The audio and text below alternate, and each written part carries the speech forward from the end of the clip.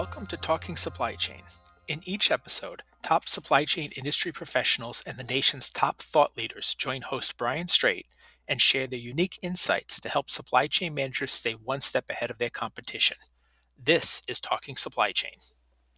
Hello, and welcome to this episode of Talking Supply Chain. I'm your host, Brian Strait, and I'm pleased you have joined us today. Today, we're going to get into one of my favorite topics, shopping. No, we won't be buying anything, unfortunately. But my guest today is going to help us kind of understand where the future of retail and omnichannel fulfillment is going. I'd like to welcome to this episode Akash Gupta, co-founder and CEO of warehouse robotics company GreyOrange. Welcome, Akash. Thank you. Thanks for having me here. Great joy. I'm excited to get into this and kind of talk some retail and shopping. To hmm get started, can you just briefly tell the audience a little bit about yourself and maybe a little bit about GreyOrange as well?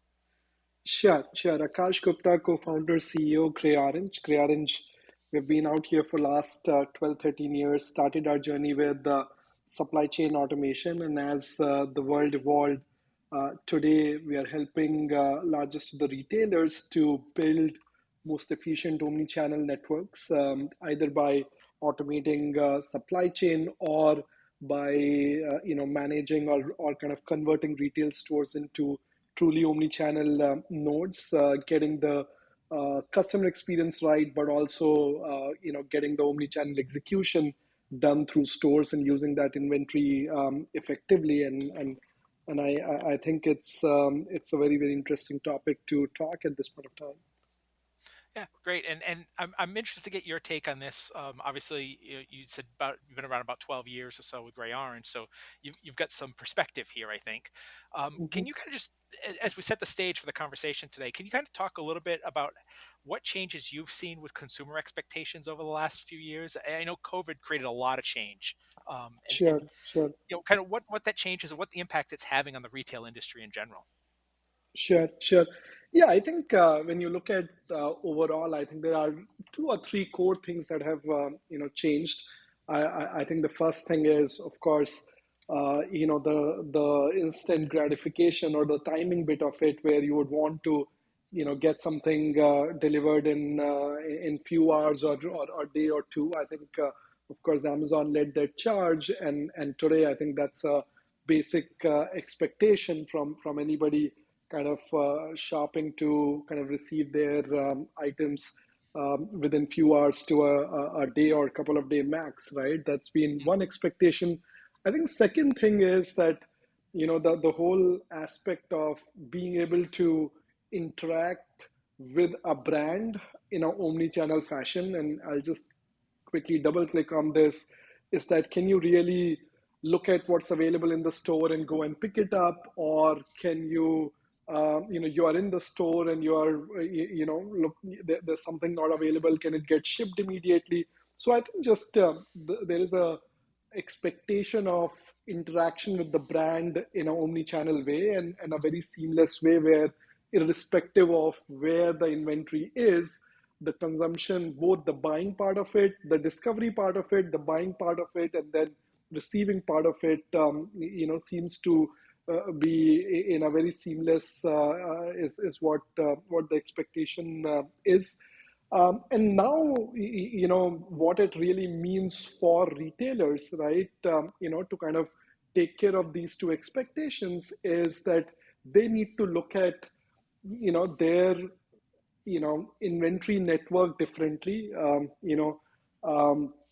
Earlier, how it was all looked at was that, we have distribution centers and fulfillment centers. Distribution centers are sending goods to stores, fulfillment centers are sending goods to customers, and retail stores were the places where somebody would come and shop. But I think today, when you look at these two, fundamental change in expectations, retailers are thinking about all their inventory nodes in a holistic fashion, and are looking to fulfill these two needs of kind of sending goods within few hours, 2 days, and giving that omni-channel experience. They are looking at their inventory nodes all together in a holistic way. So I think those are I would say core changes on the consumer expectation and what it means for the retailers.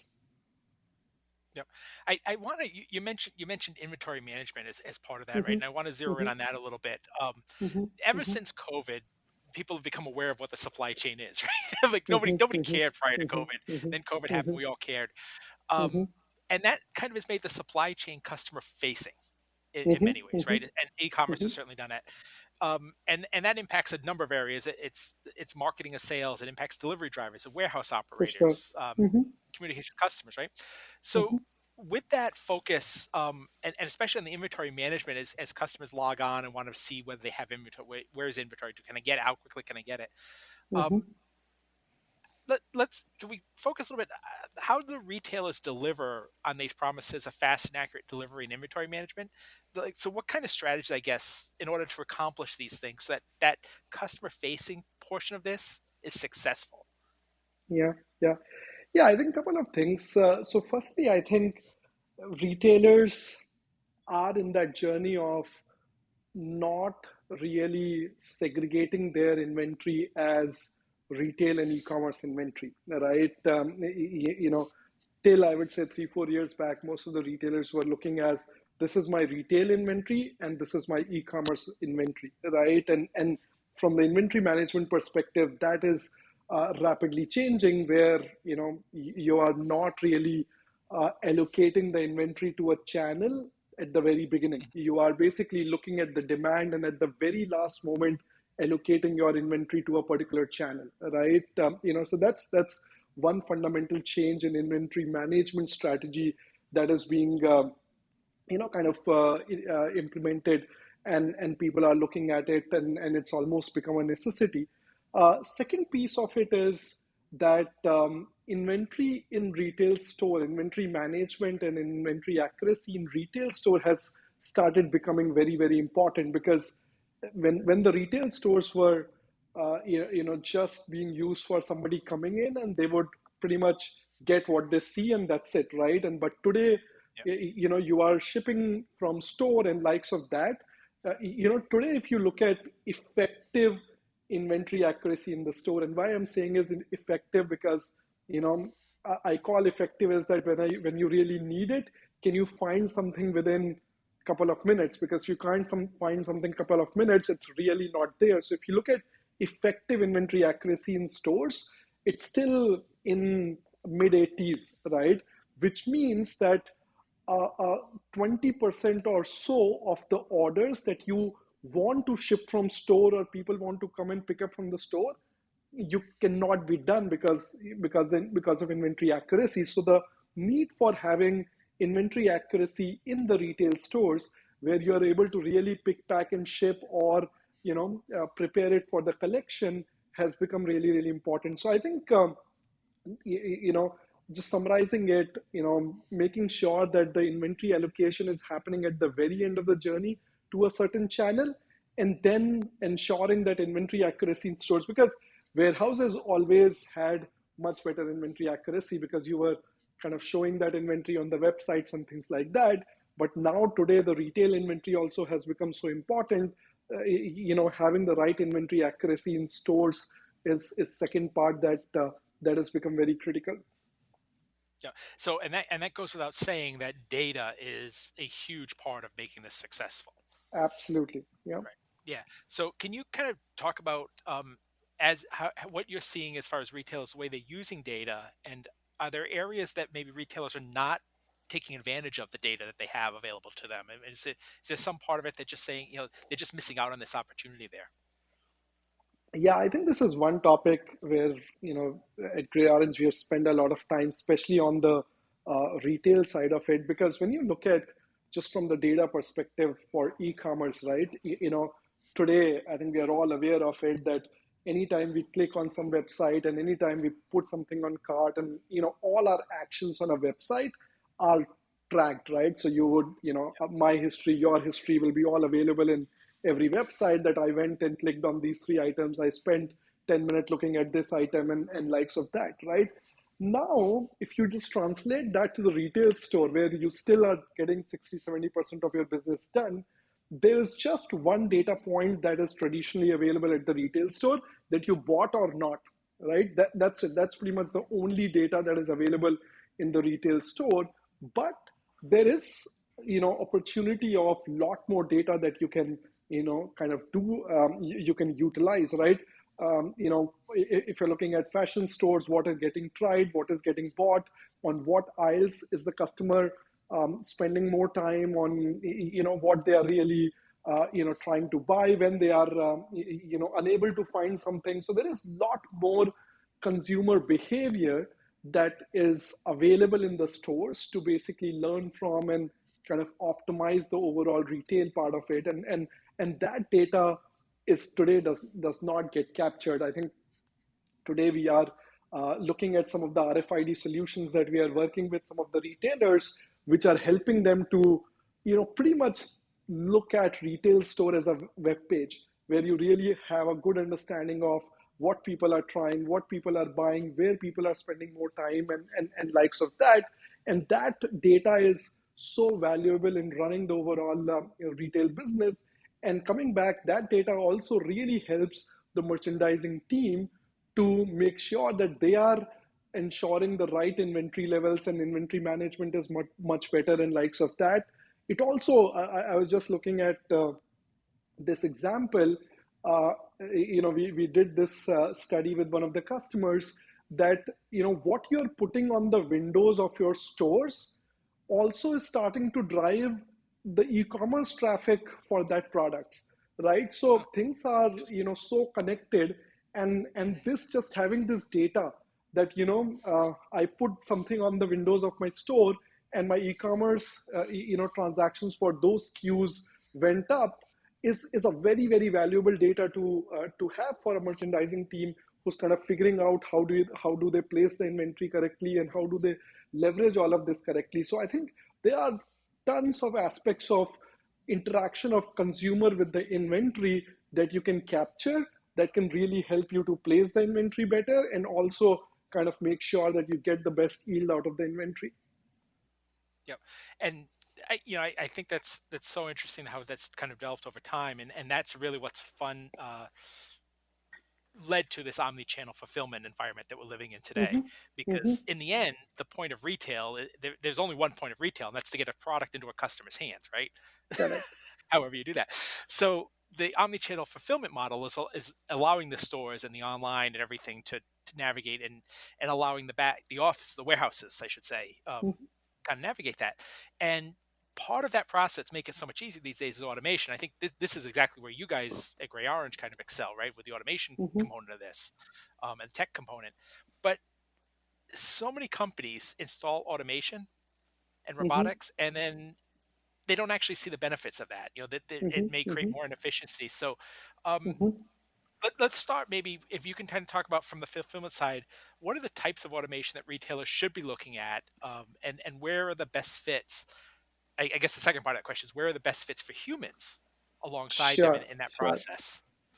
Sure. I think before I go deeper into the types of automation and fits, I think there are a couple of more core things, and you said something very interesting in terms of automation and then achieving the value of automation, right? Mhm. And Yeah. I think this is something that we talk to our customers day in and day out, that there's a lot of difference between robotic uptime and fulfillment outcome, right? Because what we all need to understand is that there are two core automation that are needed in the warehouse, right? One is physical automation, which is all about, how do you get robots, machinery, and likes of that. But there is another aspect of automation, which is decision making automation, right? A lot of the warehouses today are on manual decision making as well, right? And what we have seen is that, the decision making automation is a necessary factor for you to really get good value out of your robotic automation, Okay. right? And that's what we try and do with gray matter, that it helps you convert robotic uptime into fulfillment outcome, because it's not about just executing something. What to do, when to do, and how to do, and how to orchestrate all of this so that it stitches together perfectly to give you the right throughput and the best cost per unit, is pretty much what the final value is all about, right? So I think that is one very, very important piece. Coming to the types of automation, today how I think about this is in the modern automation world, there are two or three layers, right? The first layer, which I think everybody should definitely have it, irrespective of if the automation is, if the operation is manual, semi-manual, or highly automated, the decision making should be automated, right? So you should have a good intelligent warehouse execution system that is enabling real-time execution, omni-channel, and likes of that. So that should definitely be there as a constant layer. Then in the automation, today there are two types of automation. First is what we call as drop-in automation, where you can drop in certain robotic technologies and likes of that without impacting a lot of infrastructure changes, and that will give you like a 20 to 30 40% incremental benefit, right? So that's one layer. If the volumes are lower and likes of that, that is something that you can do, right?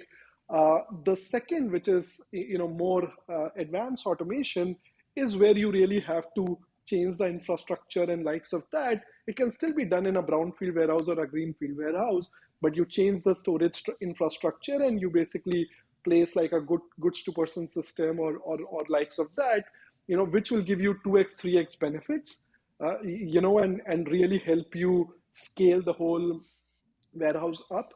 Now, a combination of advanced automation and intelligent software can also do a lot of different things across omnichannel. Firstly, it can make sure that you can distribute things to stores and fulfill to the customer from the same warehouse.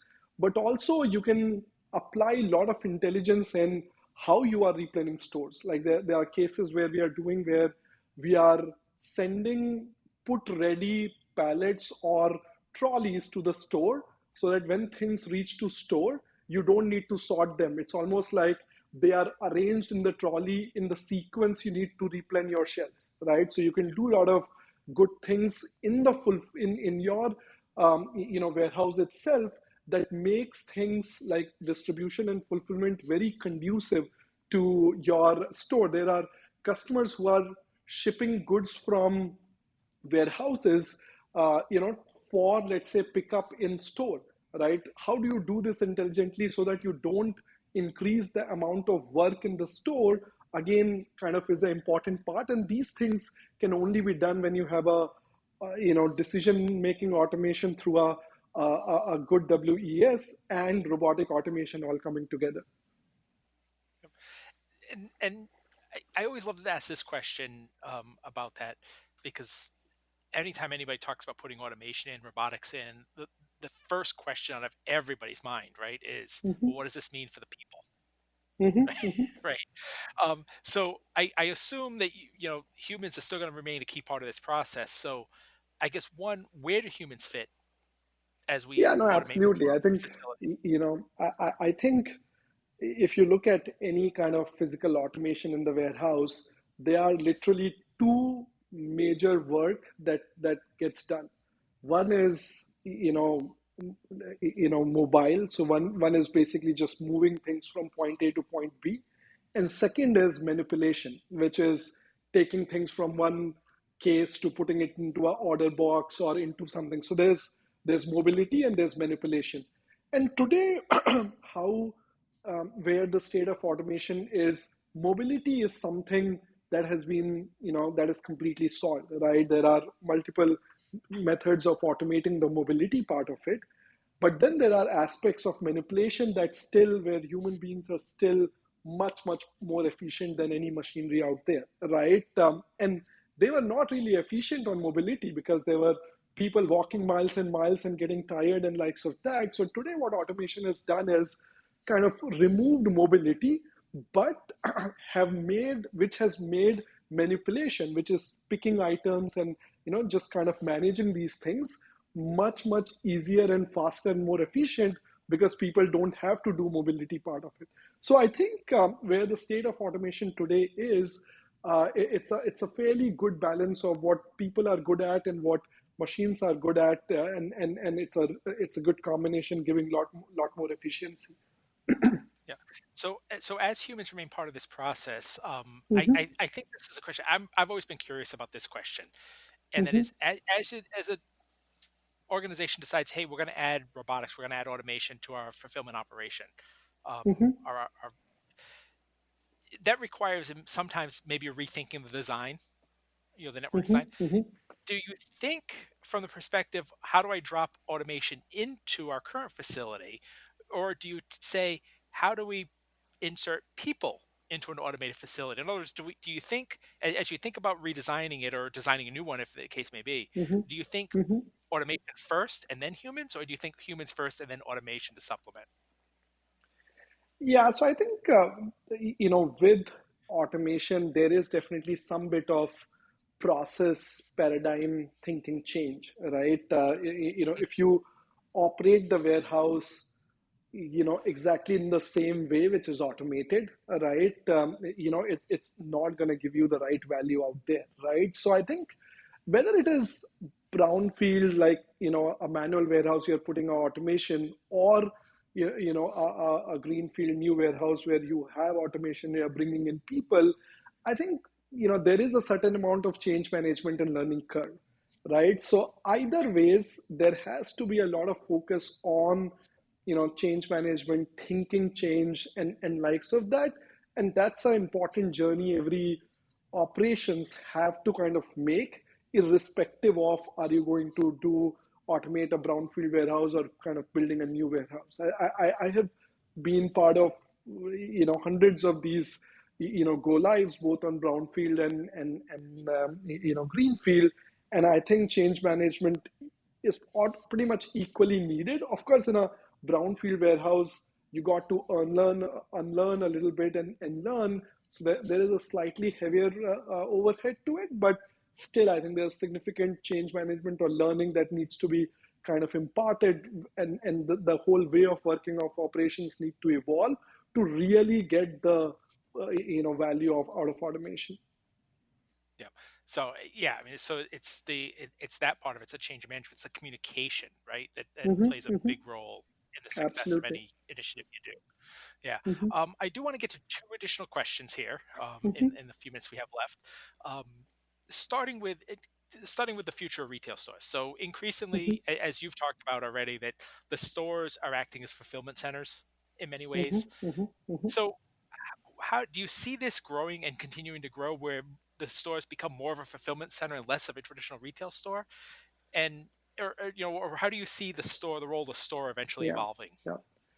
Yeah. So I think the role of the store in next 5 years are gonna evolve into a, a very core customer experience center plus fulfillment center, right? I think it's gonna get pretty balanced between, today, retail stores are not necessarily customer experience center, right? Yeah.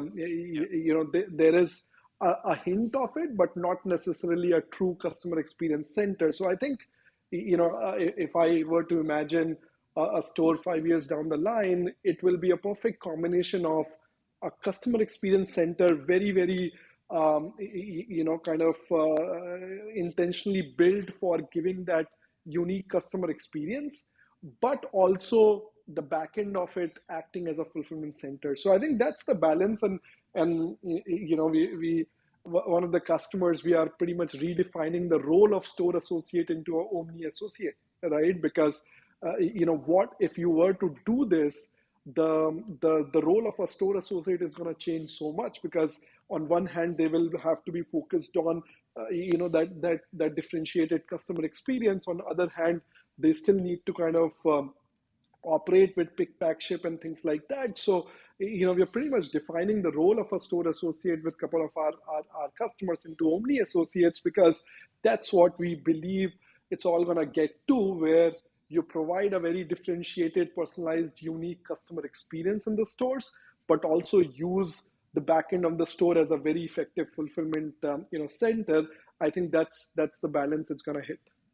Yeah, and then and this touches on all the things I think you've talked about too, right? I mean, the automation, the data, and the insight, the inventory Yeah, management. Because yeah. if these Hmm. stores are customer experience centers as opposed to a store, that probably means there's less products in that store. So when an item gets bought, you need to be able to refill that quickly. You can't wait Absolutely, for the next truck to absolutely, show up a week from now to fill that item because you might only have 3 of any absolutely. item in the store now instead of 12. That's right. So, And those are all the strategies, customers are working on, retailers are working on, so that they can improve the layouts of the store. They can improve the display of the store. They can improve the interactions of the store and likes of that. And that even how the back end of the store or back store and sales floor interacts with each other, and how the operations works between them is also evolving rapidly, because the whole change in the thought process is also having significant changes to be done in that interaction today. yeah, I think it's such a fascinating time for retail in general. Like one of the things I've been fascinated is how malls, right, are reinventing themselves as lifestyle centers, right, where you have Hmm. some retail, Hmm. you have restaurants, you have some entertainment, you have a variety of different things in it, right, that you used to Hmm. walk Hmm. down Main Street and get. Now it's all in one place in a mall. But Hmm. I do want to get to one final question. Asking you to kind of put on your futurist hat a little bit here. Hmm. Hmm. So when we talk about the omnichannel fulfillment space, where do you see that heading over the next 5 to 10 years? Are there any technologies that you're aware of, or that you think are new technologies on the horizon? Is there new design opportunities for organizations that they can do, for So, facilities? Yeah, so what yeah, do I you think see? I think I'll talk about two, three things. One thing is, I think there's definitely a lot of work going on making sure that inventory can be tracked digitally all across. RFID is one solution of it. There are aspects around even tracking through Bluetooth and likes of that, but having real time understanding of inventory, that is getting scanned every few minutes, so that you have a real time count and location of the inventory, irrespective of where it is in the world, literally from the ship till the home. You would need to know where inventory is and how much it is, right? So there are different aspects of technology, but I'm pretty sure that 10 years down the line you would have a Google map of world inventory available for the retailers, where you would exactly know where the inventory is in the Yep. journey of manufacturer to consumer, right? That's one part that is kind of growing very, very aggressively.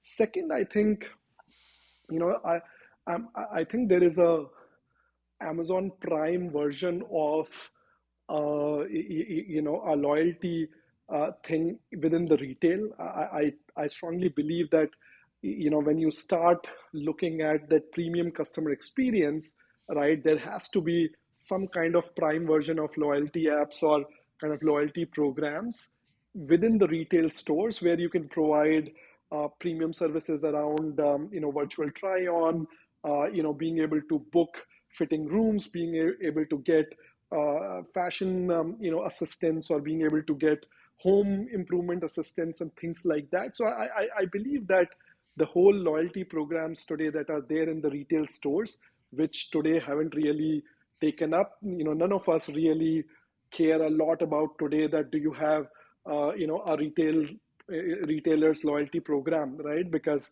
the only thing we want is, okay, we have a Prime for something so that we can get free deliveries. But I am pretty sure there's a version of that that's going to happen in retail stores as well. For example, if you have, let's say, just a random example of, let's say you have a H&M loyalty program for retail stores, and when you go in a retail store, you would get a much differentiated, personalized experience than a regular person. So I think there is something there that will come up in next 5 years. And lastly, I think the back stores of the retail stores definitely need to be completely reimagined, and they need to be technology, both from robotics and IoT, that will have to be put in there to make that whole fulfillment and replenishment to sales floor and all of that much more efficient. So I think those are three tracks which I think are going to see significant, innovation, and of course will have to be paired up with AI, intelligence, data, and aspects of that, which will kind of make this very, very powerful. But those are the three trains that I look at, of course, aspect around, Gen AI in terms of helping the customers, interacting with the customers, and all will have to be part of the overall customer experience that we are trying to put in. But these are three or four things that I see are going to have significant impact and changes across next 5, 10 years. Yeah. And if it doesn't exist yet, if anybody wants to create a loyalty app that encompasses all the stores in one place, I don't have to fill out a form 17 times to give my phone number 100 times Exactly. different stores. Give me a call if you want to build one. Um, Akash, thank you for the discussion today. If people want to get in touch with Gray Orange, how's the best way to approach it to do that? Yeah, I think website is definitely one way, or shooting a quick note at akash@greyorange.com is another. Okay, great. Um, that's all the time we have for today. I want to thank Akash Gupta of Gray Orange for taking time to discuss the future of retail and omnichannel fulfillment with me. I hope you guys got something out of this conversation today, and I hope it, at the very least, maybe sparks some discussion within your own organizations. I want to thank also all of you that took time out of your day to listen today. I greatly appreciate it. A new episode of Talking Supply Chain comes out each Thursday. You can find it on scmr.com or wherever you get your podcasts. So be sure to subscribe so you never miss an episode. Until next time, this is Brian Straight, and you've been listening to Talking Supply Chain. Talking Supply Chain is produced by Supply Chain Management Review and Peerless Media. You can find it on scmr.com, supplychain247.com, iTunes, Google Podcasts, or wherever you find your podcasts. For more information on this topic or to sign up for our weekly newsletter, a print or a digital subscription to our publication, visit scmr.com. We hope you will join us for our next episode. For Supply Chain Management Review, I'm Brian Straight, and thank you for listening.